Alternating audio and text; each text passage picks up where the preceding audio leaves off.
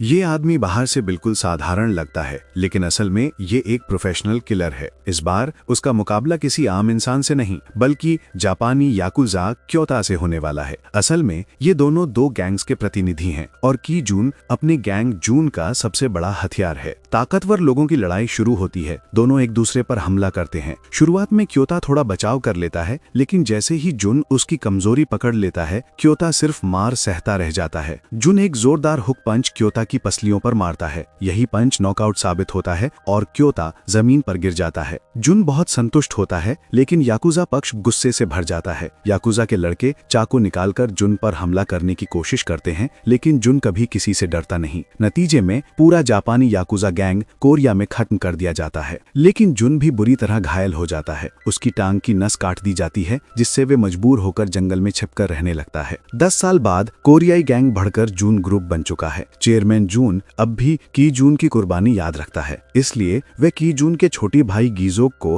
Company का CEO बना देता है। इसी समय कोरिया में एक नई ताकत उभरती है, बोंगान ग्रुप, जिसके हेड हैं चेयरमैन गू। चेयरमैन जून और चेयरमैन गू पुराने दोस्त हैं, इसलिए दोनों के बीच कभी कोई झगड़ा नहीं हुआ। लेकिन चेयरमैन गू का बेटा जून मो बहुत बिगड़ा हुआ है। वो जापान से कुछ गुंडे बुलाकर जून ग्रुप के एक मैनेजर की पिटाई करवाता है। ये जानकर चेयरमैन गू खुद जून से माफी मांगने आते हैं। मैनेजर कोई खास व्यक्ति नहीं था, इसलिए जून इस बात को नजरअंदाज कर देता है। लेकिन चेयरमैन गू के पास एक और निवेदन था। वे चाहते थे कि जून जापानी याकुजा को वापस देश से बाहर भगा दे। वे खुद खुलकर कुछ नहीं करना चाहते थे, क्योंकि उन्हें डर था कि उनके बेटे जून मो की इज्जत चली जाएगी। जून शुरू में तैयार नहीं था, लेकिन चेयरमैन गू ने कुछ इलाकों की पेशकश की। काम पूरा होने पर वो उन्हें जून को देना चाहते थे। आखिरकार जून मान जाता है। जून वापस जाकर ये बड़ा काम गीजोक को सौंपता है। वह बूढ़ा हो चुका है और चाहता है कि आगे का काम गीजोक संभाले। ये टास्क उसकी अंतिम परीक्षा थी। गीजोक मान तो जाता है, लेकिन वह खुश नहीं है, क्योंकि वह लगातार होने वाली हत्या हिंसा से तंग आ चुका है। जून मो से मिलने जाते समय गीजोक अपने आदमी से पूछता है, अगर तुम गैंगस्टर नहीं बनते तो क्या करते? उसका आदमी जवाब नहीं दे पाता। गीजोक खुद भी नहीं जानता कि अगर वह इस दुनिया से बाहर निकल गया तो कहां जाएगा। बाद में गीजोक जून मो से मिलता है। वह बिना सलाम दुआ सीधा कहता है कि अपने जापानी गुंडों को वापस भेज दे। जून मो को लगता है कि कोई उसकी ताकत को चुनौती दे रहा है, लेकिन गीजो को इसकी परवाह नहीं। वह तो बस जून मो की हुई गलती को ठीक कर रहा था। जून मो सोचता है कि गीजोक तो बस एक मामूली आदमी है। अगर उसका भाई की जून न होता तो बॉस उसे कभी नहीं पूछता। जून मो की जून का हालचाल पूछता है और पूछता है कि उसकी टांग अब ठीक है या नहीं। असल में वो टांग चेयरमैन गो ने ही कटवाई थी। उस बड़े युद्ध के बाद भी याकुजा लोग शांत नहीं हुए और अपने जापान वाले साथियों को बुला लिया। शांति बनाए रखने के लिए जुन ने की जून को आगे कर दिया, ताकि याकुजा उसे पीटकर मान जाएं, और की जून की उसी कुर्बानी से याकुजा लौट गए। उस समय चेयरमैन गू ने ही चेयरमैन जून की मदद की थी। उसी वजह से जून को बड़ा इलाका मिला और उसकी ताकत बढ़ी। यही सुनकर गीजो के मन में जून मो के लिए नफरत भड़क जाती है। वे तुरंत जाकर जून मो को जोरदार थप्पड़ मारता है। बॉडीगार्ड्स हमला करने ही वाले थे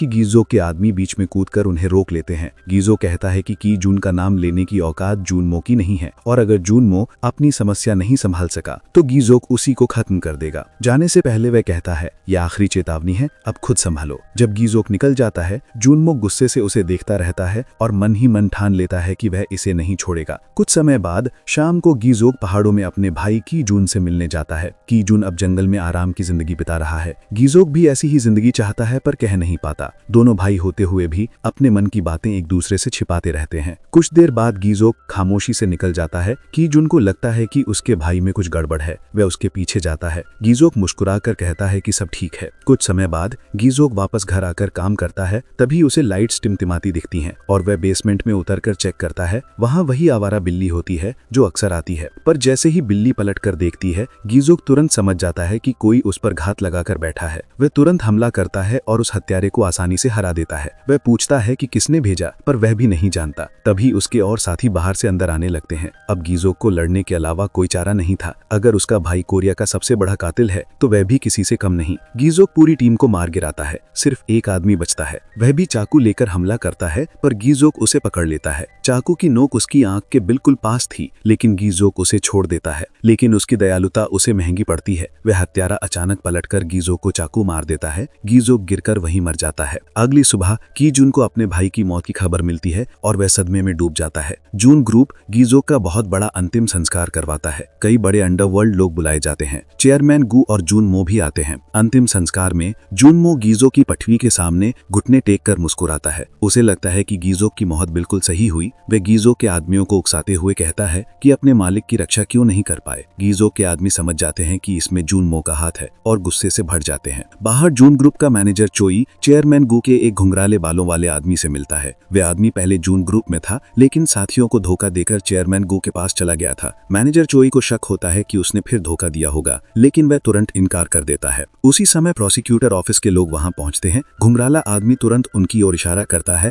और चोई से कहता है कि और जानकारी चाहिए तो उनसे पूछो। प्रोसिक्यूटर्स के इस ग्रुप का नेतृत्व कर रहा था गुमन, जो चेयरमैन जून का बड़ा बेटा था, लेकिन उनकी सोच बाकी लोगों से अलग थी। इसी समय मैनेजर चोई आगे आए और गुमन का रास्ता रोककर उन्हें घर जाकर आराम करने की सलाह दी। इस समय मैनेजर चोई समझ चुके थे कि गुमन सिर्फ ढांढस देने नहीं आए थे, बल्कि गीजो की मौत की जांच करने भी आए थे। जब गुमन ने अपने पिता से मिलने की इच्छा जताई तो मैनेजर चोई ने साफ मना कर दिया। तभी की जून वहां पहुंचे, वही इंसान जिसने जून ग्रुप को आज इस मुकाम तक पहुंचाने में बड़ा योगदान दिया था। इसलिए मैनेजर चोई ने उनका सम्मान किया और अपने साथियों को झुककर सलाम करने का आदेश दिया। इस समय की जून बस अपने छोटे भाई को आखिरी बार देखना चाहते थे। उसके बाद मैनेजर चोई उन्हें मॉर्चरी ले गए। यहाँ मैनेजर चोई ने बताया कि गीजो की मौत कुछ गुंडों से भिड़ंत में हुई, लेकिन अपनी समझ से की जून तुरंत समझ गए कि यह सिर्फ एक हादसा नहीं था। इसके बाद की जून सीधा चेयरमैन जून से मिलने गए। कई सालों से अंडरवर्ल्ड छोड़ चुके होने के बावजूद वह पहले की तरह झुककर सलाम करते हैं। चेयरमैन जून उन्हें देखकर चौंक गए, क्योंकि की जून ने वादा किया था कि वह कभी वापस नहीं लौटेंगे।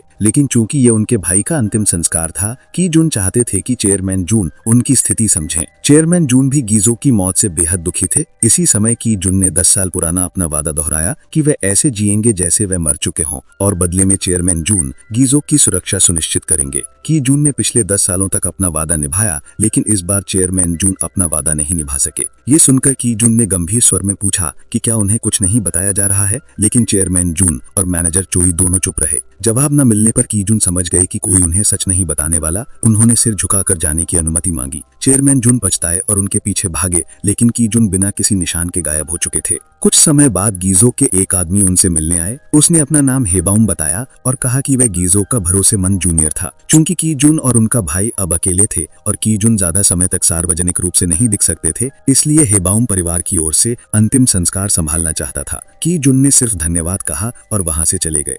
इसके बाद की जून गीजो के घर गए ताकि अपने भाई की मौत के बारे में और जान सकें। घर में उन्हें सिर्फ एक कैंपिंग की फोटो और वह जन्मदिन का तोहफा मिला जो गीजोग ने उनके लिए तैयार किया था। ये देखकर की जून का दिल टूट गया, क्योंकि अब गीजोग खुद वह तोहफा देने के लिए कभी वापस नहीं आएगा। की जून ने चुपचाप वह शर्ट पहन ली और घर से निकल गए। अगली सुबह की जून पुलिस स्टेशन गए और उस संदिग्ध से मिलने की मांग की जिसने उनके भाई को मारा, लेकिन पुलिस ने कहा कि मुकदमे से पहले परिवार को संदिग्ध से मिलने की इजाजत नहीं है। तभी हालात बदल गए, क्योंकि केस का जांच अधिकारी की जून का पुराना जानकार था जो पहले अंडरवर्ल्ड में काम करता था। की जून ने कुछ शब्द कहे और अधिकारी तुरंत चौंक गया। उसके बाद संदिग्ध हुई चांद को निजी कमरे में लाया गया। हुई चांद की जून को देखकर घबरा गया। की जून ने बिना समय गंवाए पूछा कि गीजोग का घर पता किसने लीक किया। कुछ ही पलों में हुई चांद समझ गया कि सामने बैठा आदमी गीजोग का बड़ा भाई है। उसने झूठा माफी मांगा और फिर उकसाने वाली मुस्कान दी, लेकिन की जून शांत रहे। उन्होंने कहा कि अगर तुमने जवाब नहीं दिया तो मैं तुम्हारे दोस्तों तक जाऊंगा, फिर तुम्हारे परिवार तक। हुई चांद डरा नहीं, बल्कि बोला कि उसे खुशी होगी अगर की जून उसके परिवार को ढूंढ कर मार दे, क्योंकि उन्होंने उसे बचपन में छोड़ दिया था। तभी की जून को पता चला कि हुई चांद का भी एक छोटा भाई है। वे बिना कुछ कहे कमरे से बाहर चले गए। दरवाजा बंद होते ही हुई चांद के रोंगटे खड़े हो गए। इसके बाद की जून गुपचुप तरीके से हुई चांद के छोटे भाई का पीछा करने लगे।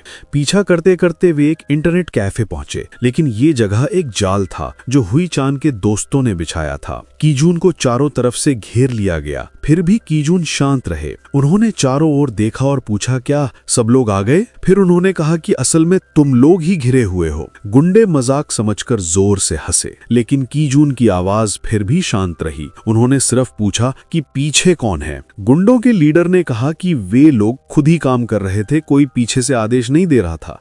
ये सुनकर कीजून ने कहा कि अगर ऐसा है तो तुम यहीं मर सकते हो। तभी एक गुंडा हमला करने आया, लेकिन कीजून के एक पंच में गिर पड़ा। दूसरे का तो उन्होंने चॉपस्टिक उसके मुंह में घोंप दी। माहौल डर से भर गया। गुंडी समझ गए कि उन्होंने गलत आदमी को छेड़ दिया है। हालांकि कीजून अंडरवर्ल्ड छोड़ चुके थे, उनकी लड़ने की क्षमता आज भी वैसी ही थी। एक की गर्दन में पानी की बोतल ठूंस दी गई, दूसरे की टांग तोड़ दी। अब पछताने का समय नहीं था। लीडर डर से कांपने लगा और उसने सबको हमला करने को कहा, लेकिन बोलते ही एक गुंडा बार के बाहर उड़कर गिरा। अब लीडर टूट गया और सच बता दिया कि उनके पीछे कोई था। फिर भी कीजून ने उसे नहीं छोड़ा और वहीं खत्म कर दिया। हुई चान का छोटा भाई डरकर टेबल के नीचे छिप गया। कीजून ने बाकी गुंडों को खत्म करके उसे ढूंढ निकाला। दूसरी तरफ घटना वाली रात हुई चान की चाकू वाली चोट से गीजोक को बस हल्की चोट लगी थी। बाकी गुंडे भी उसके मुकाबले कुछ नहीं थे। गीजोक ने उनकी जान बख्श थी और उन्हें जाने दिया। फिर उसने धीरे से चाकू अपने पेट से निकाला और वहां से निकल गया। लेकिन जैसे ही वो लिफ्ट में घुसा, असली कातिल सामने आ गया। उसी समय गीजोक के अंतिम संस्कार पर एक चश्मे वाला रहस्यमयी आदमी चेयरमैन जुन से मिलने आया। चेयरमैन जुन ने उसे पहचान लिया। उसका नाम था योंग दो, जिसकी पहचान हमेशा से बेहद गुप्त रही है। दोनों बाहर जाकर बात करने लगे। बातचीत के दौरान योंग दो ने पूछा कि क्या चेयरमैन जुन के पास गीजोक की मौत से जुड़ी कोई जानकारी है, लेकिन चेयरमैन जुन ने उल्टा सवाल किया कि क्या योंग दो कुछ छिपा रहा है। दोनों के बीच बातचीत आगे नहीं बढ़ी, क्योंकि दोनों सोच रहे थे कि सामने वाला कितना सच जानता है और कितना छुपा रहा है। उधर प्रोसिक्यूशन ने भी इस केस पर ध्यान देना शुरू कर दिया। गीजोक की मौत राजधानी के बीचों बीच हुई थी, वो भी राष्ट्रपति चुनाव से सिर्फ 5 महीने पहले। इससे चीफ प्रोसिक्यूटर को शक हुआ कि पीछे कोई बड़ा राजनीतिक खेल चल रहा है। उनके मुताबिक जुन ग्रुप पहले एक माफिया संगठन था। गर्ल द्वारा किए सुधारों की वजह से ये एक एग्जीबिशन कंपनी बन गई, लेकिन असल में ये आज भी अंडरवर्ल्ड के पैसे को सफेद करने का जरिया थी और इसकी चेयरमैनशिप का असली और सबसे ताकतवर वारिस भी वही था। गर्ल की अचानक मौत ने कई सवाल खड़े कर दिए, जिनकी वजह से मुख्य अभियोजक को 20 साल पहले हुई एक घटना याद आ गई। उस समय जुन ग्रुप और बोंगन ग्रुप दोनों बोमोडोंग गैंग का हिस्सा थे। ये संगठन कभी पूरे सियोल शहर को कंट्रोल करता था, लेकिन उत्तराधिकारी चुनने के समय गैंग लीडर का इकलौता बेटा रहस्यमयी तरीके से मर गया। उसी मौके का फायदा उठाकर चेयरमैन जुन और बोंगन के चेयरमैन गू ने मिलकर अपने बॉसों को हटाया और आज की तरह 2 हिस्सों में बंट गए। मुख्य अभियोजक को लगा कि शायद अंडरवर्ल्ड एक नए उथल-पुथल वाले दौर में जाने वाला है। फिर उसने अचानक सबको कमरे से बाहर जाने को कहा, सिर्फ गुमोन को रुकने दिया। हालांकि जुनसन ने बहुत मेहनत करके प्रोसिक्यूटर ऑफिस में जगह बनाई थी, फिर भी वो अपने साथियों की ठंडी नजरों से बच नहीं पाया, सिर्फ इसलिए कि वो चेयरमैन जुन का बेटा था। घर लौटने पर भी उसकी कोई इज्जत नहीं होती थी, यहां तक कि उसके पिता के अधीन काम करने वाले व्यक्ति के छोटे भाई के अंतिम संस्कार में भी उसे खुलकर तंग किया गया। गुस्से में भरे गुमोन ने सीधा अभियोजक से पूछा कि वो असल में करना क्या चाहता है। अभियोजक ने साफ कहा कि वो गुमोन को पक्ष चुनने का मौका देना चाहता है। अगर गुमोन गीजोक का केस सुलझा दे तो वो उसे एक मजबूत रास्ता देगा जिससे वो इस क्षेत्र में आगे बढ़ सके। उधर कीजून वापस पुलिस स्टेशन पहुंचा। कीजून ने अपने छोटे भाई हुई चान की रिकॉर्डेड आवाज सुनाई। लड़का अभी जिंदा था, लेकिन कीजून ने चेतावनी दी कि अगर हुई चान सच नहीं बताएगा तो उसकी जान को खतरा होगा। मजबूर होकर हुई चान ने सच बोला। हुई चान ने बताया कि एक चैट रूम है सिमेट्री, जहां पैसे लेकर लोगों से गंदे काम करवाए जाते हैं। गीजोक के केस में किसी रहस्यमयी व्यक्ति ने उनके ग्रुप को भारी रकम देकर यह काम करवाया था। असली हायर करने वाले का नाम पता करने की उन्हें कोई इजाजत नहीं थी। जब कीजून को शक हुआ तो हुई चान ने कहा कि वो उसके वकील से मिल सकता है, जिसे सिमेट्री ने उसके लिए रखा था। कुछ देर बाद महिला वकील पुलिस स्टेशन पहुंची। उसने कहा कि पूरा बयान तैयार है, बस हुई चान को साइन करना है, बाकी कानूनी काम वो संभाल लेगी। हुई चान ने कुछ नहीं कहा, बस उसे बीच वाली उंगली दिखा दी, लेकिन वकील मुस्कुराई और चली गई। कार में बैठते ही उसने अपने बॉस को कॉल कर बताया कि मिशन पूरा हो गया। उसने कहा कि जैसे ही हुई चान बयान पर साइन करेगा और जेल भेजा जाएगा, हायर करने वाले लोग आकर उसे खत्म कर देंगे ताकि सबूत मिट जाए। लेकिन तभी कार में एक आदमी चुपचाप दिखाई दिया। वकील घबरा गई और पूछा कि वो कौन है। उसने ठंडे स्वर में कहा कि वो पीड़ित का बड़ा भाई है। वकील डर गई लेकिन संभली रही। उसने कहा कि ये पुलिस लाइन है और वो एक वकील है, इसलिए उसे धमकाना आसान नहीं। पर कीजून कुछ नहीं बोला। उसकी ठंडी नजरें देखकर वकील कांप गई और सब बताने लगी। वकील ने बताया कि सिमेट्री एक क्रिमिनल इंटरमीडियरी कंपनी है जो फूड डिलीवरी ऐप की तरह काम करती है, लेकिन अपराधों के लिए। ये अपराधियों और उन लोगों को जोड़ती है जो पैसे लेकर अपराध की जिम्मेदारी ले लेते हैं। लेकिन हर कोई ये काम नहीं करता, तो ये बागी युवाओं को निशाना बनाते हैं। एक बड़ा अपराध करने के बाद उन्हें सेना से छूट मिल जाती और पैसे भी मिलते। इसलिए कई युवा सिमेट्री के गुलाम बन गए, जिनमें हुई चान का ग्रुप भी था। वकील ने कहा कि उसका काम सिर्फ अपराध को ठीक से फ्रेम करना होता है। अंत में उसने कहा कि अगर कीजून को और जानना है तो वो डायरेक्टर सोंग वान से मिले। कीजून सीधा सिमेट्री ऑफिस पहुंच गया। ऑफिस बंद होने का समय था। एक मैनेजर ने पूछा कि क्या उसे पता है ये जगह क्या है। कीजून ने सिर्फ कहा कि वो सोंग वैन को ढूंढ रहा है। लेकिन कर्मचारी झगड़ा करने लगे, इसलिए कीजून को कार्रवाई करनी पड़ी। सभी को गिरा देने के बाद उसने रिसेप्शनिस्ट से सोंग वैन को कॉल करने को कहा।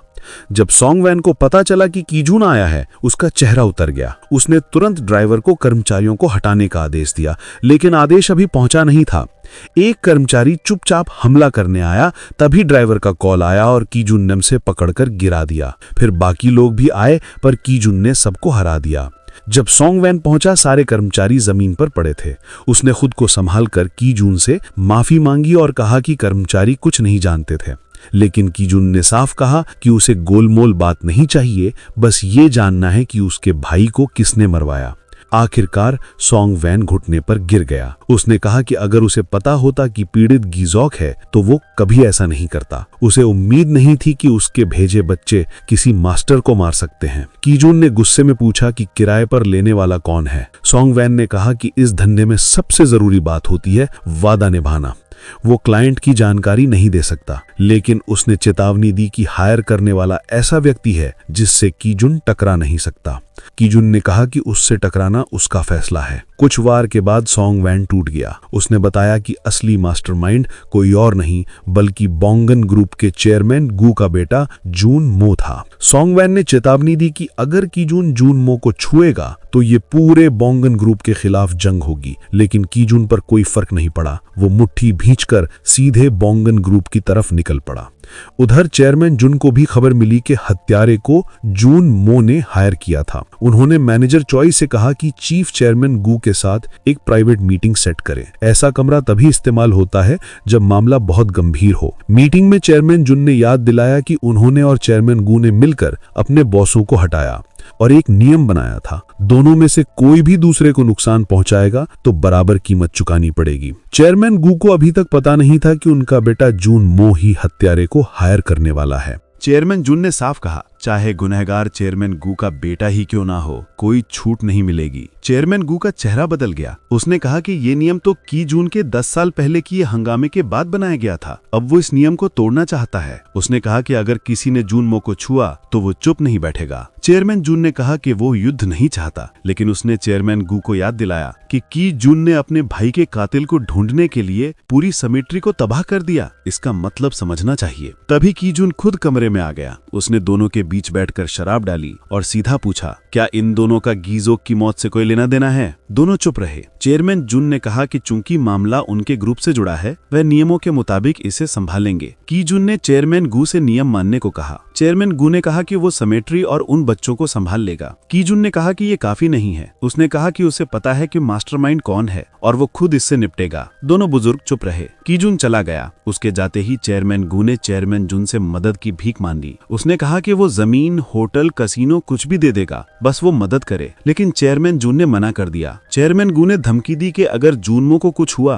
तो वो रिश्ता तोड़ देगा। फिर भी चेयरमैन जुन चला गया। मजबूर होकर चेयरमैन गू ने कहा कि वो डीआरओ होटल की मैनेजमेंट दे देगा, बस वो मदद करे। इसके बाद चेयरमैन गू मुख्यालय लौटकर जूनमो को बुरी तरह पीटने लगा। जूनमो समझ नहीं पाया क्यों, लेकिन जैसे ही उसने पूछा कि क्या उसने ही गीजोक को मरवाया, जूनमो ने मान लिया। उसने चुनौती दी तो क्या हुआ, उसने उसी को मारा जिसने उसे अपमानित किया था। पर जूनमो को अंदाजा नहीं था कि उसने कितना बड़ा बवाल पैदा कर दिया है। चेयरमैन गू ने गुस्से में कहा कि वो बिल्कुल निकम्मा है। जूनमो को दुख हुआ कि उसका अपना पिता भी उसे ऐसे देखता है। उसने कहा कि इसी वजह से वो अपनी कीमत साबित करना चाहता है। चेयरमैन गू ने कहा कि उसे कुछ भी साबित करने की जरूरत नहीं, बस जीना है और पैसा खर्च करना है। लेकिन अब उसकी जान पर ही बन आई थी, इसलिए उसने जूनमो से कहा कि वो कहीं छुप जाए और बाकी सब वो संभाल लेगा। उधर चेयरमैन जुन भी घर लौटकर चेयरमैन गू के साथ समझौता करने का फैसला कर चुका था। हालांकि मैनेजर चोई एक ईमानदार इंसान थे, इसलिए वे गीजो की नाजायज मौत को स्वीकार नहीं कर पा रहे थे। ये सुनकर चेयरमैन जुन गुस्सा हो गए और पूछा कि क्या मैनेजर चोई बगावत करना चाहते हैं। फिर चेयरमैन जुन ने मैनेजर चोई को आदेश दिया कि वे सभी लोगों को चुप रहने और आगे कुछ न करने की सलाह दें। मैनेजर चोई संतुष्ट नहीं थे,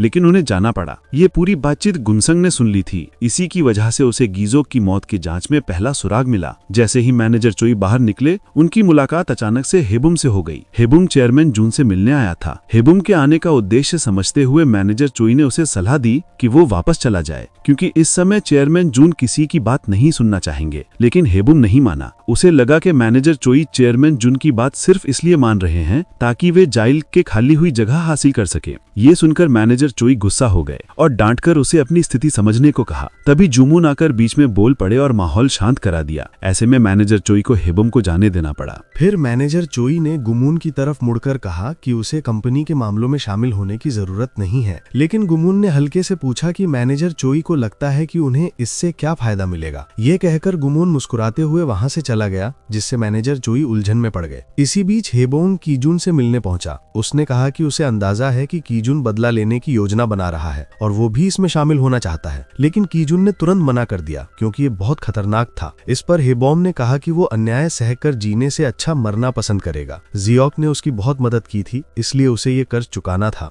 आखिरकार कीजुन मान गया और उसे एक मौका दिया। उस समय कीजुन को अब तक ये नहीं मालूम था कि जूनमो कहाँ छिपा है, इसलिए हेबोंग कब्रिस्तान जाकर किसी को जूनमो की जानकारी ढूंढने के लिए काम पर रखता है। शहर में फैले नेटवर्क की वजह से जूनमो की लोकेशन जल्दी ही पता चल गई। जैसे ही जानकारी मिली, हेबोंग ने तुरंत कीजुन को बताया कि जूनमो डैरो होटल में ठहरा हुआ है। आगे का काम कीजुन खुद संभालने वाला था। उधर जुंगसॉन अपने पिता की फोन कॉल को फिर से सुन रही थी। बातचीत में चेयरमैन जुन योंगदो से पूछ रहे थे कि उनका निर्णय सही है या गलत। योंगदो ने याद दिलाया कि 10 साल पहले कीजुन की वजह से बॉस को अपनी जमीन बॉनगन ग्रुप को देनी पड़ी थी, लेकिन अब हालात बदल चुके हैं और चेयरमैन कू को चेयरमैन जुन की मदद चाहिए। योंगदो का मानना था कि ये मौका है हालात पलटने का। उसे भरोसा था कि चेयरमैन जुन स्थिति को अच्छे से संभाल लेंगे। इसके बाद चेयरमैन जुन ने अपने दिमाग में एक खास योजना बनानी शुरू कर दी। ये बातचीत सुनकर गुमून ने तुरंत जुन ग्रुप और बॉनगन ग्रुप दोनों के लिए सर्च वारंट तैयार किया। उसी समय चेयरमैन कू ने किसी को कीजुन को मारने का आदेश दिया, लेकिन वो हत्यारा ये जानकर पीछे हट गया कि कीजुन कोई साधारण इंसान नहीं है। कार से उतरते समय उसने चेयरमैन कू को चेतावनी दी कि जूनमो ने जिन लड़कों को भेजा है वे जी को हराने लायक नहीं है। ये कहकर वो चला गया, जिससे चेयरमैन कू सोच में पड़ गया। इसके तुरंत बाद उसने अपने लोगों को पुलिस से संपर्क कर स्थिति की जानकारी लेने को कहा। साथ ही उसने जूनमो को सुरक्षित स्थान पर भेजने का आदेश दिया।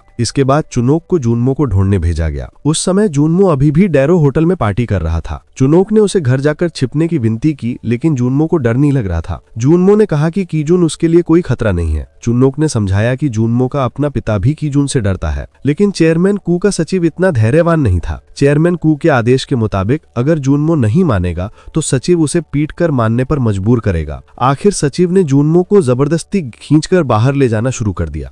उसी समय बॉडीगार्ड्स पहले ही कीजुन से हार चुके थे। बाकी लोग भी कीजुन को रोकने आए, लेकिन वो केवल एक कप का इस्तेमाल करके उन्हें गिरा देता है। फिर वो लगातार बॉडीगार्ड्स को पीटता है। जैसे ही कीजुन मुड़ा, चुनोक ने उसे पकड़कर विनती की, लेकिन जूनमो अब भी घमंडी होकर पूछता है कि कीजुन उसका क्या कर सकता है। तुरंत कीजुन ने चुनोक को धक्का दिया और फिर जूनमो के पेट में जोरदार मुक्का मारा, जिससे वो दर्द से उल्टी कर बैठा। फिर कीजुन ने उसका गला पकड़कर जमीन से ऊपर उठा दिया। तभी जूनमो को असली डर महसूस हुआ। इसी बीच सचिव ने पीछे से कीजुन पर हमला हमला करने की कोशिश की और चुनोक को जल्दी से जुनमो को बाहर ले जाने के लिए कहा। सचिव पीछे रहकर कीजुन को रोकेगा। दोनों आमने सामने आए। सचिव खुश था कि उसे पहली बार कोई मजबूत प्रतिद्वंदी मिला है, लेकिन वो हवा में ही लाते मारता रहा और कीजुन को छू भी नहीं पाया। कीजुन ने सिर्फ एक पंच मारा और सचिव चक्कर में पड़ गया। सचिव फिर भी लड़ना चाहता था। उसने लात मारी पर कीजुन को कोई चोट नहीं पहुंची। कीजुन के एक और मुक्के से सचिव के छाती में दर्द हुआ और अगले ही घूंसे से वो बेहोश हो गया। कीजुन फिर जुनमो के पीछे भागा। उधर चुनोक जुनमो को कार में डालकर ले जा रहा था। रास्ते में चुनोक ने पूछा कि क्या अब उसे डर लग रहा है। जुनमो संभल भी नहीं पाया था कि अचानक एक आदमी कार के सामने आ गया। वो था हे बॉम। हे बॉम कीजुन की मदद करने आया था ताकि जुनमो को पकड़ सके, लेकिन कार की रफ्तार ज्यादा होने के कारण हे बॉम पकड़ नहीं पाया। चुनोक ने तुरंत चेयरमैन कू को फोन कर बताया कि जुनमो की जान मुश्किल से बची है। ये सुनकर चेयरमैन कू बहुत परेशान हो गया। उसने चुनोक से कहा कि जुनमो को तुरंत सुरक्षित घर ले जाओ और सुरक्षा कड़ी कर दो। चुनोक ने आदेश मान लिया। सुरक्षित जगह पहुंचने पर जुनमो ने पाया कि वो जगह बिल्कुल वीरान थी। उधर मैनेजर चोही को गुमून के पिछले व्यवहार की अजीब बातें याद आने लगीं। मैनेजर चोही को लगा कि गुमून को चेयरमैन जुन से जुड़ा कोई राज पता होगा। इससे मैनेजर चोही को शक हुआ कि गुमून ने चुपके से कोई सुनने वाला उपकरण लगाया है। फिर वो गुपचुप गुमून के प्राइवेट कमरे में गए और जांच की। जैसा उन्होंने सोचा था, वहां पहले से ही एक रिकॉर्डिंग सिस्टम लगा हुआ था। मैनेजर चोही तुरंत गुमून के पास उसे पूछताछ करने पहुंचे। इसके जवाब में गुमून बस मुस्कुरा गया। उसका मानना था कि अभिवक्ता हो या गैंगस्टर, दोनों में ज्यादा फर्क नहीं होता। दोनों ही अपनी अपनी संस्था के फायदे को पहले रखते हैं। गुमून ने यह भी कहा कि जीसक कैसे मरा इससे फर्क नहीं पड़ता। असली बात यह है कि उसकी मौत ने जून ग्रुप के लोगों के दिलों को हिला दिया है। मैनेजर चोई ये सोचते रहे कि गुमून को आखिर जून ग्रुप में इतनी दिलचस्पी क्यों है, क्योंकि पहले कभी मैनेजर चोई ने उसकी कदर नहीं की थी। गुमून ने जवाब दिया, आखिर वो चेयरमैन जून का बड़ा बेटा है। उसे लगा कि ये बॉनगन ग्रुप को गिराकर जून ग्रुप को पूरे सऊल इलाके का शासक बनाने का सबसे अच्छा मौका है। अब बात करते हैं जूनमो की। जैसा कि सोचा गया था, वो ज्यादा देर तक शेल्टर में रहना बर्दाश्त नहीं कर सका। वो चिड़चिड़ा होने लगा और चुनोक से कीजुन की असली पहचान के बारे में पूछने लगा। इस समय जूनमो सिर्फ इतना जानता था कि कीजुन के पैर की नसें उसके असली पिता ने काट दी थीं और उसे पहाड़ों में छुपकर रहने के लिए मजबूर किया गया था। लेकिन कीजुन की अंडरवर्ल्ड वाली कहानी वो नहीं जानता था। चुन्नोक के अनुसार 20 साल पहले अंडरवर्ल्ड के गिरोहों की नजरों में कीजुन एक लेजेंड था, एक जिंदा संत जैसा। उस समय पूरा दौर चेयरमैन ओ के कब्जे में था। अगर कीजुन नहीं होता तो आज जून ग्रुप या बॉनगन ग्रुप नहीं होते। यहाँ तक कि चेयरमैन जुन और चेयरमैन कू की जान भी कीजुन ने बचाई थी। बसान गैंग के साथ एक सौदे के दौरान मैनेजर चोई और चेयरमैन कू एक जाल में फंसकर अलग अलग कैद हो गए। जब दोनों बिल्कुल घिर गए तब कीजुन अचानक प्रकट हुआ, ठंडा चेहरा और भेड़िए जैसी तेज आंखें लिए। कीजुन ने अकेले ही पूरे बसान गैंग से निपट लिया और दोनों को बचाकर निकाल लाया। तभी सबको समझ आ गया कि दुश्मन कोई भी हो या कितने भी हो, कीजुन के सामने कोई मायने नहीं रखते। यही वजह थी कि पूरी अंडरवर्ल्ड उससे सम्मान भी करती थी और डरती भी। उस घटना के बाद चेयरमैन जुन और चेयरमैन कू को संगठन में बहुत सम्मान मिला। तब चेयरमैन ओ ने सोचा कि इन दोनों में से किसी एक को अपना उत्तराधिकारी चुना जाए, लेकिन ये बात उसके बेटे को पसंद नहीं आई। क्राउन प्रिंस ओ ने चुपके से कब्रिस्तान के कामगारों को दोनों की हत्या करने के लिए रखा, लेकिन चेयरमैन जुन और चेयरमैन कू ने ये साजिश पकड़ ली। उन्होंने सनवान को पकड़कर उसके चेहरे पर चाकू से एक निशान बनाकर उसे डरा दिया। डरकर सन ने वो रिकॉर्डिंग दे दी जिसमें क्राउन प्रिंस ओ की हत्या करवाने की बात दर्ज थी। इसके बाद चेयरमैन कू ने बदला लेने का फैसला किया। उन्होंने मैनेजर चोई से बात किए बिना ही एक हत्यारे को क्राउन प्रिंस ओ को मारने के लिए भेज दिया, लेकिन इसका नतीजा बहुत बुरा निकला और सब कुछ खुल गया। चेयरमैन ओ ने दोनों को पकड़कर पूछताछ शुरू कर दी। इस मुश्किल समय में चेयरमैन कू डर गया और सारी गलती चेयरमैन जुन पर डाल दी। भाग्य से चेयरमैन जुन पहले से तैयार थे, क्योंकि उनके पास अभी भी एक आखिरी तुरुप का इक्का था, कीजुन अकेले चेयरमैन ओ के ठिकाने में घुसा और चेयरमैन जुन को बचाकर लाया। इसके बाद चेयरमैन जुन और चेयरमैन कू ने मिलकर चेयरमैन ओ को गिरा दिया और इलाके को आपस में बांट लिया। आगे चलकर उन्होंने दो अलग अलग संगठन बनाए, जून ग्रुप और बॉनगन ग्रुप। तब उन्होंने एक नियम बनाया कि अगर कोई भी एक दूसरे के लोगों को छुएगा तो उसे इसकी भारी कीमत चुकानी पड़ेगी। चुन्नोक के अनुसार उस युद्ध में गू हीरो था, लेकिन सबसे पहले इस नियम को कीजुन ने ही तो तोड़ा, क्योंकि उसने चेयरमैन गू के साथी को चोट पहुंचाई। लेकिन कीजुन की प्रतिष्ठा इतनी बड़ी थी कि उसे मारने की बजाय उसकी टेंडन काट दी गई। अंत में चुनोक ने जुनमो को चेतावनी दी कि कीजुन से दुश्मनी ना करे। जुनमो ने सब सुना और बोला कि यह सब मनगढ़ंत कहानी है, लेकिन अंदर ही अंदर वो अब भी सोचता था कि लोग कीजुन से डरते हो, वो नहीं। उधर कीजुन कब्रिस्तान कंपनी लौटा। उसी समय सनवान भागने की तैयारी कर रहा था। जैसे ही उसने कीजुन को देखा, वो तुरंत बोलने लगा कि वो बस बिजनेस ट्रिप से लौटा है और भागने का कोई इरादा नहीं था। लेकिन कीजुन ने ठंडे चेहरे से उसे जुनमो को ढूंढने को कहा। फिर कीजुन हेबॉम के घर गया जुनमो को भागने देने की माफी मांगने। कीजुन ने हाउम को दोष नहीं दिया, क्योंकि जुनमो बहुत तेज भागा था। तभी कीजुन का एक दोस्त आया। उसने सुना था कि जीसेप की हत्या हुई है और उसके पीछे जुनमो है। वो नहीं चाहता था कि कीजुन का सामना बॉनगन ग्रुप से हो। भले ही उसे पता था कि कीजुन खुद सब संभाल सकता है, फिर भी हालात खतरे भरे थे। उसने कहा कि चेयरमैन जुन से मदद मांगने पर जीत की संभावना ज्यादा होगी, लेकिन हिबॉम ने बताया कि चेयरमैन जुन सब सच जानकर भी अपने आदमियों को कोई कदम उठाने का आदेश दे चुके हैं। इसका मतलब है कि कीजुन को ही सब संभालना पड़ेगा। उधर जुन्मो शरण स्थान में बंद रहना सहन नहीं कर पा रहा था, इसलिए उसने जगह को तोड़फोड़ करना शुरू कर दिया, लेकिन बॉडीगार्ड्स ने उसे कड़ी निगरानी में रखा हुआ था। चुनोक को सियोल लौटना था, इसलिए उसने अपने बॉडीगार्ड्स को जुन्मो की सुरक्षा सुनिश्चित करने के लिए कहा। वापसी में ही उसे जुन्मो का फोन आया। जुन्मो ने पूछा कि क्या कीजुन के मरने पर वो आजाद हो जाएगा। जुन्मो ने बताया कि उसने पहले जो जापानी गुंडे किराए पर लिए थे उन्हें उसने कीजुन को खत्म करने के लिए भेज दिया है। उसने चुनोक से कहा कि वो कीजुन को जाल में फंसाने में उसकी मदद करे। चुनोक नहीं चाहता था कि वो उस आदमी को नुकसान पहुंचाए जिसने हमेशा उसकी मदद की थी, लेकिन जुन्मो ने उसकी बेटी की तस्वीर भेजकर उसे धमका दिया। बेटी को देखकर चुनोक टूट गया और उसने उसकी बात मान ली। उसने कीजुन से मिलने का समय तय किया। कीजुन ने पूछा कि उसे किस मदद की जरूरत है। चुनोक ने बात घुमाने के बजाय एक पता दिया और कहा कि ये वही जगह है जहां जुन्मो छिपा है और वो चाहता है कि कीजुन जल्द ही सब दुश्मनी खत्म कर दे। कीजुन ने बिजनेस कार्ड मसल दिया, क्योंकि उसे समझ आ गया था कि चुनोक उसे धोखा देने की कोशिश कर रहा है, फिर भी वो उस जगह जाने का फैसला करता है। इसके साथ कीजुन ने चुनोक से अपना रिश्ता खत्म कर दिया। जैसे ही कीजुन ने दरवाजा खोला, 2 जापानी गैंगस्टर हथियार लेकर उस पर टूट पड़े। कीजुन ने तेजी से बचकर पास का गद्दा उठाकर ढाल बना ली। फिर उसने एक जोरदार हमला किया जिससे दोनों लड़खड़ा गए। एक दुश्मन कीजुन की हुडी में दम घुटने से बेहोश हो गया और दूसरा तलवार चलाते हुए अपने साथी को ही काट बैठा। हंगामे में कीजुन की तलवार गिर गई और उसे मजबूरी में पास पड़ी दूसरी तलवार उठानी पड़ी। कीजुन ने पलटवार करते हुए दोनों को खत्म कर दिया। इसके बाद कीजुन ने उनमें से एक का फोन उठाकर जुन्मो का नंबर मिलाया। जुन्मो बेचैनी से इंतजार कर रहा था कि कीजुन मरा या नहीं, लेकिन कीजुन ने आराम से कहा कि उसने सबको मार दिया है और अब सिर्फ जुन्मो बचा है। ये सुनते ही जुन्मो डर गया और उसका चेहरा सफेद पड़ गया। अब 10 साल पुरानी एक सच्चाई सामने आती है। कीजुन ने चेयरमैन गू को सब संभालने दिया था, सिर्फ इसलिए नहीं कि नियम यही था, बल्कि इसलिए भी कि चेयरमैन गू उसके एक बड़े राज को पकड़े हुए था। 20 साल पहले उन्हीं गू के कहने पर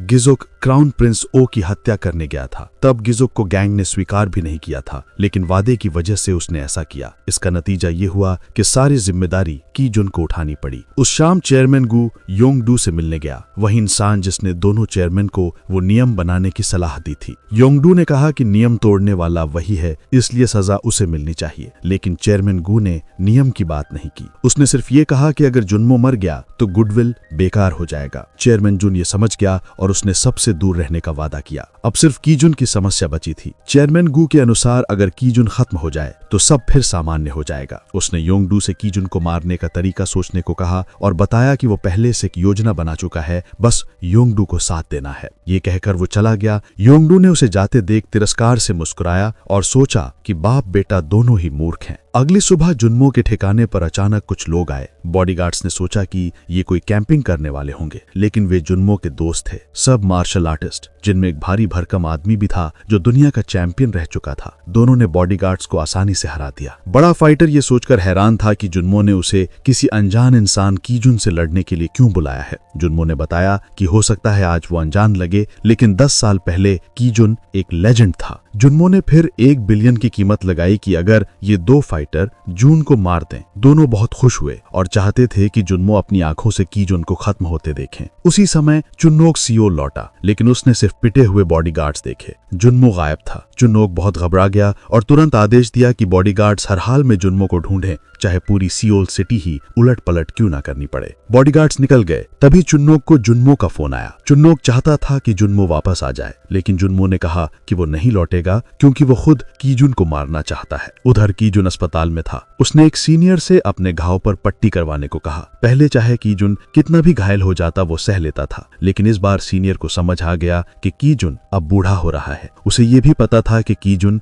बदला लेना चाहता है, फिर भी उसने सलाह दी कि जीवन छोटा है, खुद की कीमत समझो। क्लिनिक से बाहर आकर कीजुन गलियारे में बैठकर गहरी सोच में डूब गया। तभी उसके सबसे अच्छे दोस्त का फोन आया। दोस्त ने कहा कि वो चेयरमैन जुन के पास जाकर केस को हल करवाने में मदद मांगेगा, लेकिन कीजुन पहले ही नतीजा समझ चुका था और उसने दोस्त से कहा कि वो अपना समय बर्बाद न करे। तभी बातचीत बीच में रुक गई। जुन्मो कीजुन के दोस्त के घर पहुंच गया था। दोस्त ने तुरंत फोन काट दिया। उसके बाद दोस्त ने जुन्मो को समझाया कि अगर वो मरना नहीं चाहता तो घर लौट जाए, लेकिन जुन्मो बहुत आत्मविश्वासी था और बहस करने लगा। उसने कहा कि उसे किसी से डर नहीं लगता। दोस्त को लगा कि जुन्मो अपने पिता से भी ज्यादा बेवकूफ है। ये सुनकर जुन्मो को बहुत बुरा लगा और वो गुस्से में बेसबॉल बैट उठाकर कीजुन के दोस्त को मार मार कर जान से मार देता है। उसी समय चुनोक वहां पहुंचा और अपने सीनियर की मौत देखकर टूट गया। जुन्मो ने उन दोनों भाइयों को मार दिया था जिसका वो सबसे ज्यादा सम्मान करता था। जुन्मो गुस्से में जुन्मो की गर्दन पकड़ लेता है। तभी हेयर टाई फाइटन ने जुन्मो को धक्का देकर दूर फेंक दिया। जुन्मो बैट लेकर चुन्नोक के पास आता और कहता है कि चुन्नोक हमेशा उसे नीचा दिखाता था। उसने कहा कि ये मौत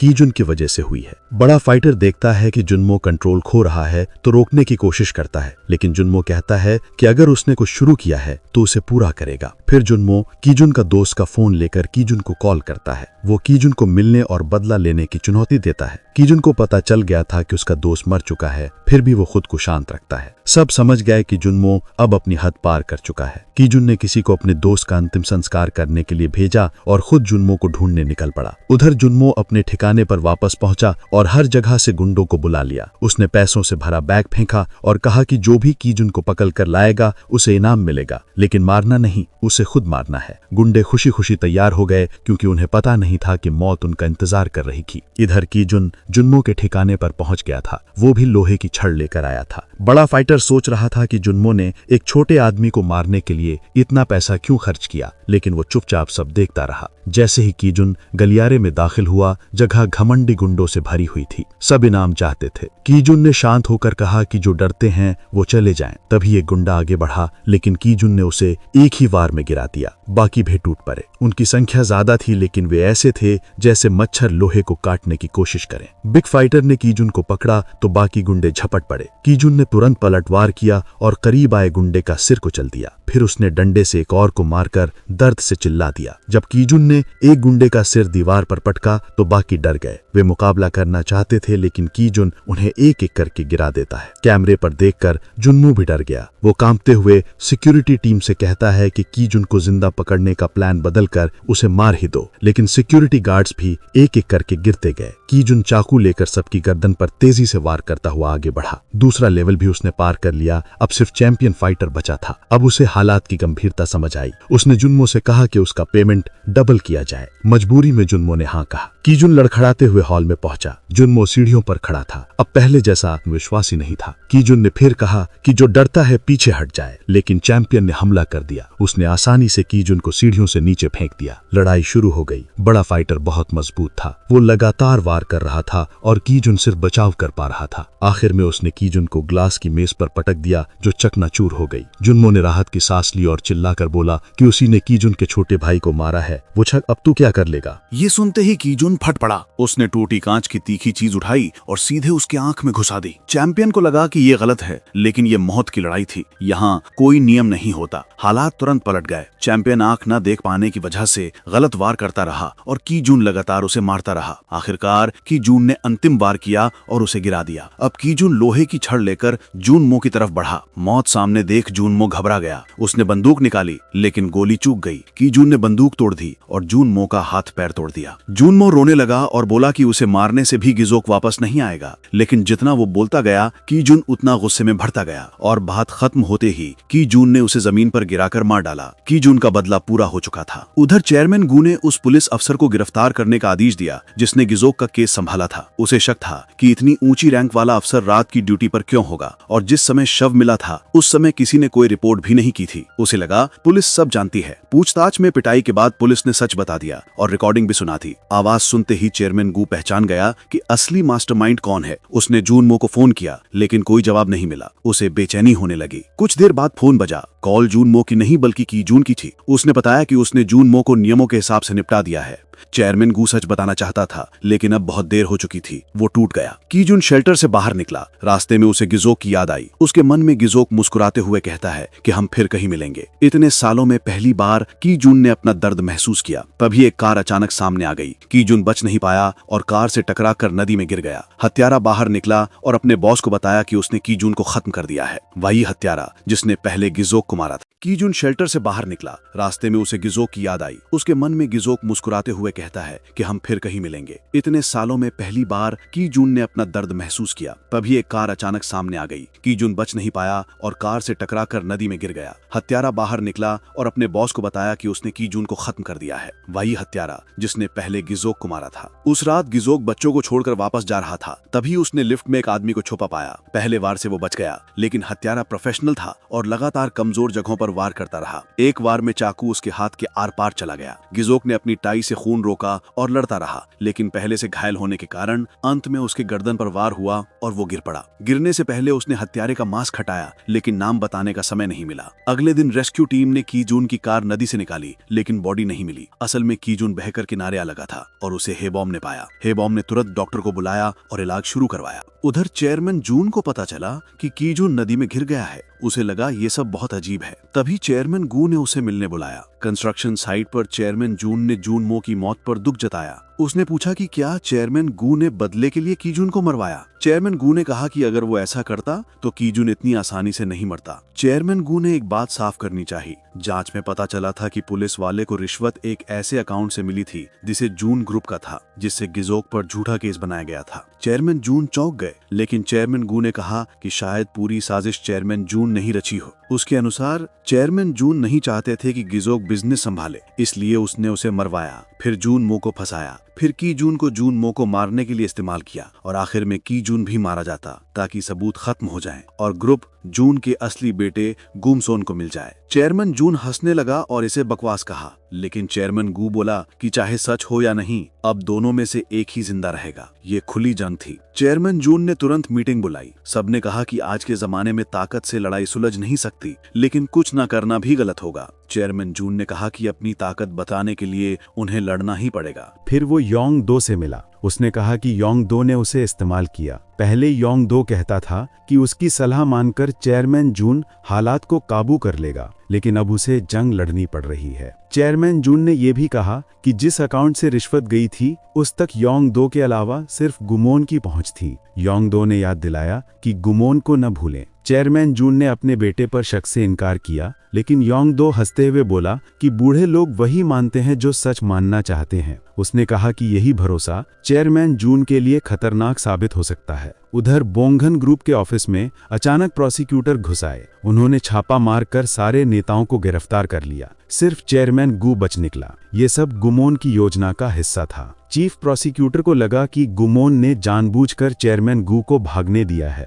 लेकिन गुमोन ने कहा कि अगर वो कानून के साथ है तो अपने पिता को भी माफ नहीं करेगा। ये तो सिर्फ पहला कदम है, असली मास्टरमाइंड को पकड़ना है। गुमोन ने अगली योजना सुनाई, पूरे जून ग्रुप की तलाशी का प्रस्ताव। उधर की जून ठीक हो चुका था। उसने कपड़े बदले और चुपचाप अस्पताल से निकल गया। फिर वो हेबॉम के पास गया और अपनी चीजें वापस ली। जेसिल्क की कार की चाबी देकर हेबॉम ने कहा कि उसने नंबर प्लेट भी बदल दी है ताकि लोकेशन ट्रैक ना हो सके। की जून ने धन्यवाद कहा और निकल गया। वो एक सर्विस कंपनी गया जहां कुछ लोग खुश थे कि जून मो और की जून दोनों मर चुके हैं। तभी की जून अचानक चुपचाप अंदर आया और सान के बगल में बैठ गया। उसने पूछा कि उसे किसने मारा। सान घबरा गया और बोला कि अगर की जून नहीं जानता तो कोई क्या जाने, लेकिन की जून मदद मांगने नहीं आया था। उसने सान को कहा कि अगर जान बचानी है तो असली मास्टरमाइंड का पता लगाए। सान ने मना करने की हिम्मत नहीं की। जाने से पहले की जून ने अपने दोनों मरे हुए दोस्तों के लिए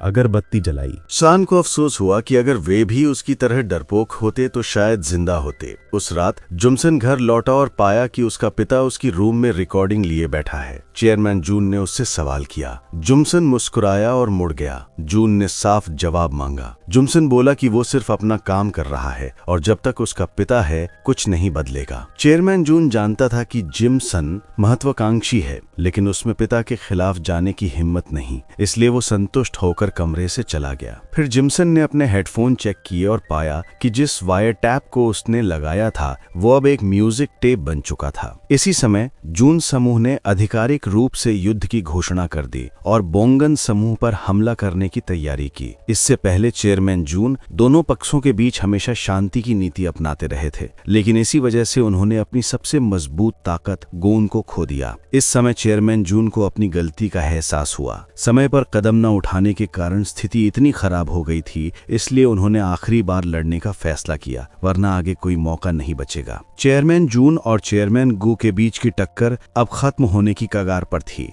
अब सिर्फ एक ही व्यक्ति जीवित रह सकता था। इधर चेयरमैन गू के लोगों ने उन्हें पीछे हटने की सलाह दी ताकि वे लोग रुककर रास्ता रोकने का काम कर सकें, लेकिन चेयरमैन गू भागना नहीं चाहते थे। वे आखिरी पल तक डंडे से लड़ना चाहते थे। इस समय चेयरमैन जून भी वहां पहुंच गए, लेकिन चेयरमैन गू जल्द ही बुरी तरह पिटकर चकरा गए। मैनेजर चोई उन्हें रोकने के लिए आगे बढ़ना चाहते थे, लेकिन चेयरमैन जून ने सबको वहां से जाने को कहा ताकि वे खुद चेयरमैन गू से निपट सकें। चेयरमैन जून ने माफी मांगी और कहा कि भाइयों और परिवार के बीच उन्हें अपने बेटे को बचाने का फैसला करना पड़ा। उन्होंने ये भी कहा कि चेयरमैन गू ने भी पहले ऐसा ही फैसला लिया था। इसके बाद चेयरमैन जून ने अपनी पाइप से चेयरमैन गू को मौत की नींद सुला दिया। इसके बाद चेयरमैन जून अपनी कार में बैठकर वहां से चले गए, लेकिन ये सब योंग-दो का बनाया हुआ प्लान था। शुरुआत से लेकर अंत तक सब उसने ही तय किया था। चेयरमैन जून उसके हाथों की बस एक मोहरा थे। असल में योंग-दो का अंतिम निशाना चेयरमैन जून ही थे। कुछ देर बाद जून समूह द्वारा भेजी गई टीम वहां सफाई करने पहुंची। की जून भी सोंग डब्ल्यू के साथ वहां आया। सोंग को तुरंत शक हुआ। उसके अनुसार सीन, जो चेयरमैन जून को जानता था, ऐसा कदम कभी नहीं उठाता। की जून को बेहतर समझ था, क्योंकि चेयरमैन जून के लिए परिवार दोस्ती से ज्यादा महत्वपूर्ण था। की जून ने चेयरमैन जून से मिलने का समय तय किया। चेयरमैन जून की जून को जिंदा देखकर खुश हुए, लेकिन की जून ने ठंडे स्वर में पूछा कि क्या आपने ही मुझे मारने के लिए किसी को भेजा था? चेयरमैन जून हैरान रह गए और बोले कि वे खुद केवल एक मोहरा थे। फिर चेयरमैन जून ने एक ऐसे व्यक्ति का नाम लिया जिसे की जून नहीं जानते थे, योंग-दो, जिसे हर कोई चेयरमैन ओ के पीछे का रहस्यमयी रणनीतिकार कहता था। चेयरमैन ओ के सबसे करीबियों को छोड़कर कोई भी उसकी मौजूदगी नहीं जानता था। वो पहले पुलिस वाला था और चेयरमैन जून को अंदर की बहुत सी जानकारी दिलाता था। उसके पास पुलिस और गैंग दोनों की जानकारी थी। दूसरे शब्दों में पूरा खेल उसी के हाथ में था। उसकी महत्वाकांक्षा इतनी बढ़ गई थी कि चेयरमैन ओ भी उसे नियंत्रित नहीं कर पाए। 20 साल पहले इसी योंग-दो ने ही गिजिल को उकसाया था कि वो क्राउन प्रिंस ओ को मार दे। चेयरमैन जून ने योंग-दो और गिजिल की बातचीत की रिकॉर्डिंग भी सबूत के तौर पर रखी थी। चेयरमैन ओ की मौत के बाद योंग-दो बीच में रहकर चेयरमैन जून और चेयरमैन गू दोनों को नियंत्रित करता रहा ताकि उसे सबसे ज्यादा फायदा हो। की जून उसके लिए एक कांटा था, क्योंकि गैंग में हर कोई उसे सम्मान देता था। इसलिए 10 साल पहले ही की जून को खत्म करने की योजना बनाई थी। अब सब साफ हो गया था। की जून ने फैसला किया कि वो योंग-दो से हिसाब करेगा। चेयरमैन जून को की जून के प्रति अपराध बोध था, इसलिए उन्होंने की जून की मदद करने का फैसला किया। ये पूरी योजना मैनेजर चोई चुपचाप देख रहे थे। उस रात चेयरमैन जून ने योंग-दो को मिलने के लिए बुलाया। योंग-दो को देर रात बुलावा अजीब लगा, लेकिन वो फिर भी पहुंच गया। चेयरमैन जून ने उसके लिए एक सरप्राइज तैयार किया था। बैठक स्थल पर की जून मौजूद था। योंग-दो हैरान रह गया, क्योंकि उसे लगा था कि की जून मर चुका है। की जून ने कुछ नहीं कहा और सीधे उसे गला दबाने लगा। तभी अचानक एक और आदमी आया और की जून को पीछे धकेल दिया। वो की जून का पुराना दुश्मन था, जो पहले चेयरमैन का बॉडीगार्ड था। सालों पहले की जून ने उसका दाहिना हाथ काट दिया था। की जून हैरान था कि उसका हाथ फिर से कैसे आ गया। इसी दौरान योंग-दो को मौका मिला और भाग गया और की जून और उसके पुराने दुश्मन को आमने सामने छोड़ दिया। योंग-दो लगभग मर ही गया था, लेकिन फिर भी उसके चेहरे पर घमंडी मुस्कान थी। की जून और उसके दुश्मन के बीच कुछ ही वार हुए थे कि अलार्म बजा और पुलिस मौके पर पहुंचने लगी। दुश्मन को पीछे हटना पड़ा और उसने की जून से कहा कि वे बाद में फिर लड़ेंगे। उसने बताया कि वो एक मृत घोषित कैदी था जिसे योंग-दो ने जेल से निकलवाया था। की जून ने तुरंत सोंग डब्ल्यू को फोन किया और कहा कि वो योंग-दो को ढूंढे। उसने वादा किया कि यह आखिरी बार होगा। अब वो सोंग को किसी चीज में नहीं घसीटेगा। सोंग उसका सम्मान भी करता था और डरता भी था। लेकिन मना करता रहा क्योंकि योंगदो के पास पुलिस की पहचान भी थी। हालांकि उसने बताया कि यदि कीजून योंगदो को ढूंढना चाहता है तो पुलिस स्टेशन जा सकता है। जैसा उसने कहा, योंगदो पुलिस स्टेशन भाग आया था। योंगदो ने चेयरमैन जून को फोन कर उन्हें दोष देना शुरू किया और मिलने की मांग की। चेयरमैन जून घबरा गए और तुरंत बोर्ड मीटिंग बुला ली, लेकिन उन्हें उम्मीद नहीं थी कि गोमोन उनके स्थान पर मीटिंग में जाने की इच्छा जाहिर करेगा। चेयरमैन जून समझ नहीं पाए कि उनका बेटा क्या करना चाहता है। गोमोन ने खुलकर कहा कि योंगदो से मिलने के पहले दिन ही उसने फैसला कर लिया था कि वो अपने पिता की जगह लेगा। चेयरमैन जून नाराज हो गए और बोले कि उनका बेटा योंगदो के बहकावे में आ गया है। चेयरमैन जून ने कहा कि ये कुर्सी एक रोज का डरावना सपना है और वे नहीं चाहते कि उनका बेटा भी ऐसी जिंदगी जिए। लेकिन गुमोन ने जवाब दिया कि आपने कभी मुझसे पूछा ही नहीं कि मैं क्या चाहता हूँ। गुमोन हमेशा ये साबित करना चाहता था कि वो वही कर सकता है जो उसके पिता कर सकते थे, लेकिन उसके पिता ने कभी उसे मौका नहीं दिया, इसलिए उसे खुद का अपना मौका बनाना पड़ा। इसी समय मैनेजर चोई ने गुमोन को याद दिलाया कि अब जाने का समय हो गया है। तभी चेयरमैन जून को समझ आया कि मैनेजर चोई ने भी उन्हें धोखा दे दिया है। अब चेयरमैन जून बिल्कुल अकेले रह गए थे। वे बहुत देर तक सोचते रहे और फिर अंत में अपना गुप्त हथियार निकालने का फैसला किया। उधर गुमोन बोर्ड मीटिंग में पहुंच गया। उसे देखकर शेयर होल्डर्स हैरान रह गए। गुमोन ने घोषणा की कि अब से वो अपने पिता की जगह लेगा और उम्मीद की कि सब उसका समर्थन करेंगे। तभी एक व्यक्ति खड़ा होकर विरोध करने लगा। उनका कहना था कि आज जून समूह चेयरमैन जून की वजह से है। बचपन से बिगड़ा हुआ गुमोन नेता नहीं बन सकता। गुमोन ने कहा कि जो भी विरोध करना चाहता है वो बाहर जा सकता है। एक व्यक्ति हिम्मत करके उठा और बाहर जाने लगा। फिर धीरे धीरे और लोग भी खड़े हो गए, लेकिन तभी बाहर से एक जोरदार चीख सुनाई दी और सब रुक गए। गुमोन ने साफ कर दिया कि वो अपने पिता जैसा नहीं है और कमजोर नहीं बनेगा। चाहे सब यहाँ बुजुर्ग हों, लेकिन अगर वे उसका साथ नहीं देंगे तो उनकी मौत निश्चित है। उसने कहा कि उसे अपने हाथ गंदे करने में कोई परवाह नहीं, क्योंकि इस काम में कोई भी अपने हाथ साफ नहीं रख सकता। ये सुनकर पूरा बोर्ड चुपचाप बैठ गया। कोई कुछ बोल नहीं पाया। गुमोन बहुत संतुष्ट दिख रहा था। इसी समय कीजून को खबर मिली कि योंगडो की कार पुलिस स्टेशन से निकल चुकी है। किसी ने पूछा कि अब वो कितना आगे जाने वाला है। कीजून ने कहा कि वो अभी सब खत्म कर देगा। फिर वो बताए हुए स्थान पर गया, लेकिन कार का ड्राइवर योंगडो नहीं था, बल्कि उसका पुराना दुश्मन था। दोनों आमने सामने आते ही भिड़ गए। दुश्मन ने कोई चालाकी नहीं की। उसने कीजून को एक चाकू दिया ताकि लड़ाई बराबरी से हो, लेकिन चाकू चलाने में भी वो कीजून से एक स्तर नीचे था। कीजून ने उसके पूरे शरीर पर घाव कर दिए और फिर उसका हाथ कार की खिड़की में फंसा दिया। तभी पता चला कि दुश्मन नकली हाथ पहने हुआ था।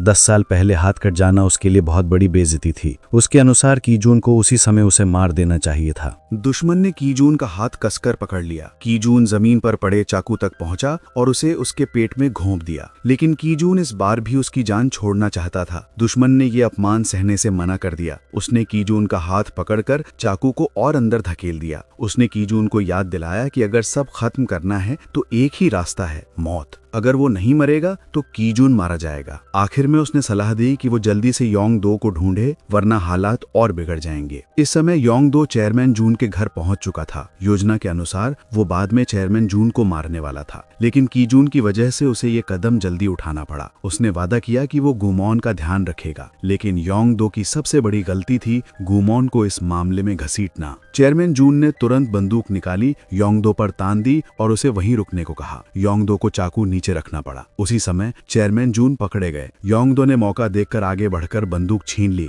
दोनों के बीच संघर्ष चल रहा था कि अचानक बंदूक चल गई। गोली सिर्फ योंगडो को छूकर निकल गई। इसके तुरंत बाद योंगडो ने चेयरमैन जून के हाथ से बंदूक गिरा दी। चेयरमैन जून ने तुरंत पास पड़ा चाकू उठा लिया और उसे योंगडो की ओर तान दिया, लेकिन योंगडो ने जल्दी से बंदूक वापस ले ली और चेयरमैन जून को गोली मार दी, जिससे उनकी मौत हो गई। जब कीजून पहुंचा तब चेयरमैन जून कुर्सी पर बैठे हुए बिल्कुल स्थिर थे। उसी समय पुलिस अंदर घुसी और कीजून को चेयरमैन जून की हत्या के आरोप में गिरफ्तार कर लिया। एक पुलिस वाले ने कीजून के हाथ में बंदूक रख दी। ऐसा लग रहा था कि इस बार कीजून बच नहीं पाएगा। योंगडो पुलिस की वर्दी पहनकर अंदर आया और कीजून का मजाक उड़ाते हुए बोला कि वे फिर मिल गए। इसके बाद कीजून को पुलिस स्टेशन ले जाया गया। पूछताछ कक्ष में योंगडो ने कीजून का धन्यवाद किया, क्योंकि कीजून न होता तो उसका प्लान सफल नहीं होता। कीजून ने सिर्फ इतना पूछा कि क्या गीजो को भी योंगडो ने ही मारा था। योंगडो ने बताया कि उसके पीछे एक और बड़ा आदमी है और वही असली अपराधी है, लेकिन कीजून उससे कभी नहीं मिल पाएगा क्योंकि योंग दो ने उसकी मौत पहले ही तय कर दी थी। इसके तुरंत बाद एक पुलिस टीम कीजून को ले जाने पहुंची। ये सभी लोग योंग दो के आदमी थे। गाड़ी को दूसरे रास्ते से सुरंग की ओर ले जाया गया। मजदूरों का एक समूह रास्ता रोककर खड़ा था ताकि कोई बाहर का आदमी पास ना आए। कीजून शांत रहा। उसने पुलिस वालों से सिर्फ एक सवाल पूछा, क्या तुम बस इतना ही कर सकते हो? उसके बाद उसने झट से हमला कर दिया और पूरी टीम को अस्त-व्यस्त कर दिया। पुलिस वालों ने घबराकर गोलियां चलाईं, यहाँ तक कि अपने ही साथियों को घायल कर दिया। उनमें से एक को गाड़ी से बाहर फेंक दिया गया। गाड़ी का नियंत्रण बिगड़ गया और वो पलट गई। अंत में सिर्फ कीजून और एक पुलिस वाला जिंदा बचे, लेकिन उस पुलिस वाले के पास बंदूक थी और कीजून हथकड़ी में था। अचानक एक ट्रक ने उस पुलिस वाले को टक्कर मारकर दूर फेंक दिया। कीजून को बचाने वाला व्यक्ति था सोंग डब्ल्यू। उसने चेहरे पर भाव नहीं दिखाए, लेकिन उसने साबित किया कि वो वफादार है। पता चला कि योंग दो ने लोगों को कीजून को मारने और सबूत मिटाने के लिए भेजा था। सौभाग्य से सोंग डब्ल्यू समय पर पहुंच गया। कीजून ने पूछा कि उसने उसे क्यों बचाया। सोंग ने जवाब नहीं दिया, जैसे वो मानने से डर रहा हो कि वो सिर्फ कीजून का सम्मान करता है। इसके बाद सोंग ने योंग दो के बारे में अपनी सारी जांच की हुई जानकारी कीजून को दे दी। उसने कहा कि इस घटना के बाद वो देश छोड़ देगा और उम्मीद की कि कीजून सबको जल्द खत्म कर देगा। जाने से पहले उसने कीजून के लिए एक आखिरी काम किया, योंग दो को ये खबर देना कि कीजून मर चुका है ताकि वो लापरवाह हो जाए। उधर लिसनिंग डिवाइस की मदद से गुमोन को पता चला कि उसके पिता को मारने वाला कीजून नहीं बल्कि योंग दो है। साथ ही गुमोन को योंग दो का असली चेहरा समझ में आ गया कि योंग दो उसे सिर्फ अपने फायदे के लिए इस्तेमाल कर रहा था। मैनेजर चॉय उसे खत्म करना चाहता था, लेकिन ये सही समय नहीं था क्योंकि योंग दो के पास अभी भी जून समूह के गोपनीय दस्तावेज थे। लेकिन गुमोन भी आसान व्यक्ति नहीं था। उसने पहले ही पलटवार की तैयारी कर रखी थी। गुमोन ने योंग दो के ऑफिस की तलाशी लेने के लिए वारंट मांगा। खबर मिलते ही योंग दो घबरा गया। उसने तुरंत गुमोन को फोन किया और पूछा कि उसने उसके साथ धोखा क्यों किया। गुमोन ने जवाब दिया कि दोनों एक दूसरे को इस्तेमाल कर रहे थे। योंग दो ने सफाई देने की कोशिश की, लेकिन गुमोन ने कहा कि ये सब योंग दो का असली स्वभाव है, गलतफहमी फैलाना, दूसरों को लड़वाना और खुद फायदा उठाना। जब योंग दो मिलने की बात कही, गुमोन ने ठंडे स्वर में मना कर दिया और कहा कि अब अगली बार नहीं होगा। गुस्से में योंग दो ने हत्यारे को फोन करने की कोशिश की ताकि वो गुमोन को मार दे, लेकिन कोई जवाब नहीं मिला। उसे नहीं पता था कि वो हत्यारा पहले ही गुमोन द्वारा खरीद लिया गया था। गुमोन ने उस हत्यारे के बैकग्राउंड पता कर ली थी। वो जापान और कोरिया दोनों से जुड़ा था और इंटरपोल भी उसकी तलाश में थी। इसलिए वो योंग दो के सहारे सजा से बचना चाहता था, लेकिन योंग दो सिर्फ झूठे वादे करता रहा और कभी कुछ पूरा नहीं किया। दूसरी ओर गुमोन अपने अभियोजक पद को उसकी सुरक्षा के रूप में पेश कर सकता था। हत्यारा शक में था और उसने गुमोन से पूछा कि वो उसकी मदद क्यों कर रहा है। गुमोन ने कहा कि उसे उससे कुछ लोगों को मरवाने हैं। दूसरी ओर योंग दो के पास अभी एक आखिरी चाल बाकी थी। उसने गुमोन और अपने बीच की सारी बातचीत रिकॉर्ड कर ली थी, लेकिन जो प्लान योंग दो का लग रहा था वो वास्तव में गुमोन नहीं बनाया था। गुमोन की महत्वाकांक्षा सिर्फ जून समूह को नियंत्रित करना नहीं बल्कि पूरे साउल पर कब्जा करना था, जैसे चेयरमैन ओ के समय था। इसके बाद गुमोन अभियोजक कार्यालय लौटा और दस्तावेजों की जांच की। जून समूह के गोपनीय दस्तावेजों के अलावा उसे एक चौंकाने वाली चीज मिली। योंग दो के ऑफिस से एक अवैध बंदूक बरामद हुई। इसके बाद गुमोन अपने पिता के अंतिम संस्कार में शामिल होने चर्च पहुंची। उसी समय सोंग बंदरगाह पर विदेश भागने की तैयारी कर रहा था, लेकिन उसने अपने सचिव से कहा कि वो सबको धोखा देने के लिए ऐसा कर रहा है। वो असल में रुककर ये देखना चाहता था कि आखिर में कौन जिंदा बचेगा। इसी बीच सचिव ने बाथरूम जाने की अनुमति मांगी। सोंग नाराज था कि ये सही समय नहीं था। तभी दरवाजे पर दस्तक हुई। जब उसने दरवाजा खोला तो एक कुल्हाड़ी लेके महिला ने उस पर हमला कर दिया। उसके साथ एक और साथी भी था। सोंग ने तुरंत अपनी बेल्ट में छिपी चाकू निकाली और उसके साथी को मार दिया। फिर वो उस महिला से लड़ने लगा। ये लड़ाई उसे काफी घायल कर गई, लेकिन आखिर में उसने हमलावर को मार दिया। इसके बाद उसे पैसों से भरे सूटकेस की याद आई और वो उसे लेकर सचिव को ढूंढने निकला। जैसे ही वो मिले, सचिव ने प्रभा दिखाने का नाटक किया और अचानक उसे घातक चोट मार दी। वही गद्दार था जिसके कारण सोंग की मौत हो गई। सचिव सूटकेस लेकर मैनेजर चॉय को खबर देने गया कि सोंग को खत्म कर दिया गया है। अब सिर्फ योंग दो को खत्म करना बाकी था। मैनेजर चॉय ने हत्यारा भेज दिया, लेकिन योंग दो को मारना सिर्फ गुमोन की इच्छा नहीं थी। कीजून भी उसी जगह पहुंच चुका था जहां योंग दो छिपा हुआ था। जैसे ही उसने दो हत्यारों को देखा, कीजून ने तुरंत हमला कर दिया और दोनों को खत्म कर दिया। उसने जल्द ही समझ लिया कि आसपास और भी कई हत्यारे छिपे हुए हैं। वो जिस किसी को देखता बिना झिझक उसे खत्म कर देता। लेकिन गुमान का हत्यारा कीजून का असली प्रतिद्वंदी था। कुछ देर लड़ाई के बाद उस हत्यारे ने कबूल किया कि वही गीजो का हत्यारा है। उसने वही तरीका इस्तेमाल करते हुए कीजून को भी मारने की कोशिश की। कातिल ने कीजून के हाथ में चाकू घोंप दिया, लेकिन लेकिन कीजून जैसो की तरह नहीं था। कीजून ने उसी चाकू के ब्लेड को पकड़कर उसे वहीं रोक लिया और फिर लगातार उसके चेहरे पर मुक्के मारने लगा। मजबूर होकर कातिल ने चाकू छोड़ दिया। कीजून ने मौका पकड़ लिया। कीजून ने उसी चाकू से कातिल का गला उसी तरह काट दिया जैसे उसने गीजो को मारा था। फिर कीजून ने उसे एक लात मारी और वहां से निकल गया। इसके बाद कीजून लंगड़ाते हुए उस जगह पहुंचा जहां योंगदो छिपा था। योंगदो बहुत डरा हुआ था, लेकिन हाथ में बंदूक होने की वजह से वो आत्मविश्वासी दिखने की कोशिश कर रहा था। जैसे ही कीजून ने दरवाजा खोला और अंदर आया, योंगदो ने चेतावनी के तौर पर एक गोली चला दी। योंगदो ने कहा कि ये सब गुमोन की योजना थी। योंगदो ने पुष्टि की कि उसके पास एक रिकॉर्डिंग भी है जो इसका सबूत है। योंगदो ने कीजून से कहा कि वो उसके साथ मिलकर गुमोन को हटाए और जून की जगह नया चेयरमैन बने, लेकिन कीजून ने इनकार कर दिया और कहा कि उसे बस एक माफी चाहिए। योंगदो नहीं माना। उसने एक और गोली कीजून पर चलाई और मजाक उड़ाते हुए कहा कि वो सपना देख रहा है। इसके जवाब में कीजून ने टेबल पर रखे कागजों का ढेर योंगदो के चेहरे पर फेंक दिया। जैसे ही योंगदो का ध्यान हटा,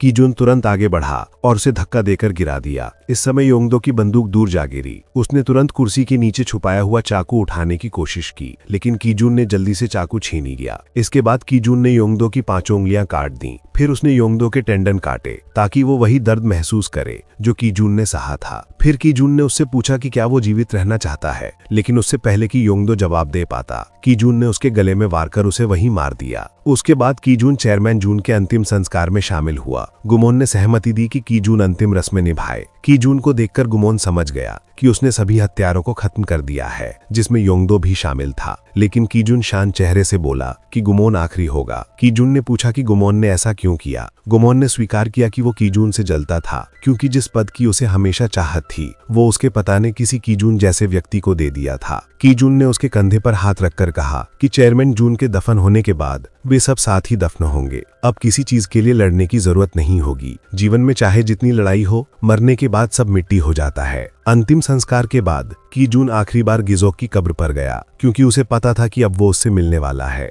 उसी समय कीजून ने सारा सबूत हाउम को सौंप दिया ताकि वो गुमोन का असली चेहरा सबके सामने ला सके। चेयरमैन जून के अंतिम संस्कार के तुरंत बाद गुमोन ने जून ग्रुप और बोंगन ग्रुप के विलय का समारोह शुरू कर दिया। शहर के मेयर ने इसे मंजूरी दी थी, क्योंकि गुमोन ने उसे कई फायदे देने का वादा किया था। उसी समय खबर चल पड़ी जिसमें बताया गया कि गुमोन ही हत्या का असली मास्टरमाइंड है, और रिकॉर्डिंग भी दिखाई गई। समारोह में मौजूद सारे मेहमान तुरंत वहां से चले गए। हर कोई अपने आप को गुमोन से अलग दिखाने की कोशिश करने लगा। मुख्य अभियोजक ने कहा कि इस बार गुमोन पूरी तरह बर्बाद हो गया है, लेकिन गुमोन को अभी भी लगा कि उसके पास हालात बदलने का मौका है। ये सुनकर अभियोजक ने उसे मूर्ख और जिद्दी कहा। गुस्से में गुमोन ने उसे मार डाला। अब गुमोन पूरी तरह अपना नियंत्रण खो बैठा था। तभी मैनेजर चोई को दखल देना पड़ा और उसने गुमोन से कहा कि वो तुरंत चला जाए, क्योंकि पुलिस आने वाली है। मजबूर होकर गुमोन समारोह छोड़कर भाग गया। तभी कीजून हॉल में आ गया। हमेशा की तरह ठंडे स्वभाव में उसने बॉडीगार्ड से पूछा कि वो रास्ता देंगे या उसे जबरदस्ती अंदर जाना पड़ेगा। बॉडीगार्ड आगे बढ़ने ही वाले थे,